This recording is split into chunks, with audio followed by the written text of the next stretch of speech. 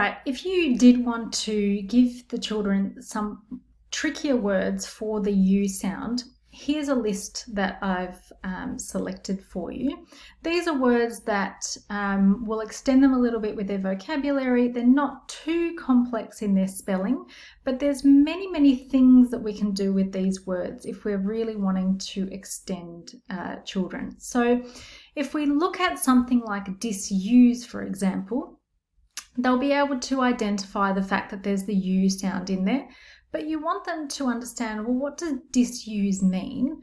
And what is the function of the word, of the part dis, okay? Because that's the morpheme. What's it doing to the word, okay? So same with something like misuse. And then you'd want to ask them, well, what's the difference between the word misuse and disuse, okay? These are higher order thinking tasks, but if we're going to be giving the students these trickier words, the focus can't be just on identifying the U sound, because they should be beyond that if they're starting to look at words like this.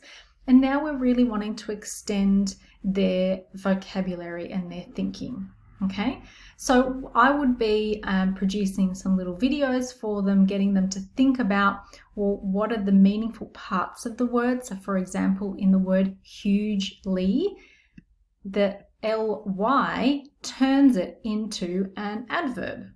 Okay, so hugely, wonderfully, for example. If we have, what's the difference between a globule and a granule?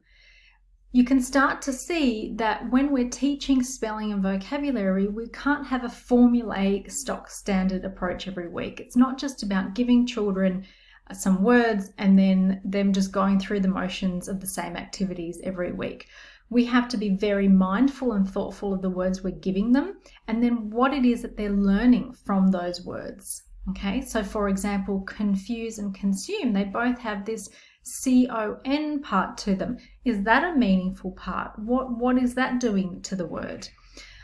This is the direction that we need to be starting to take our spelling. So you can use these words, have a think about how you might use them.